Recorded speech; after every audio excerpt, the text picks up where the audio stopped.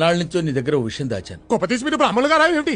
ఆ పాత బస్తీ సలీం గారితో హలీం గురించి డిస్కస్ చేసేప్పుడే నాకు మనం వచ్చింది సుమి. బా ఆపరా నీ అప్రాచ పరిమాణాలు నువ్వును. నిన్నో విషయం అడగాలనుందిరా. ఏమిటి? నువ్వు ఎప్పుడైనా ఎవరినైనా ప్రేమించావురా? ప్రేమ? నేనా?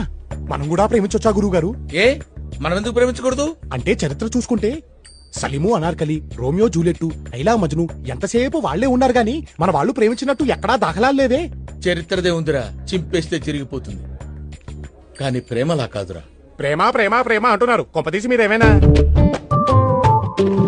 ఏమిటి సిగ్గుపడుతున్నారా? వీడు మొఖానికి సిగ్గు కూడాను. ఏమండోయ్, మీరు సిగ్గుపడ్డం మాని ఆ అమ్మాయి ఎవరో చెప్పండి. మన రాజమండ్రి గణపతి శాస్త్రి లేడు? లేడుగా. పోయిన పుష్కరాలకి మనిషిగా మునిగి శవంగా తేలాటగా. ఆ శవానికి పిండం పెడుతూనే వాళ్ళ పెద్దమ్మాయి శశికళకి బీటేశా. ఏమిటి మంత్రాలు చదువుతున్నా? నోరు మంత్రాలు చదువుతుంటే ఖాళీగా ఏం చేస్తారా?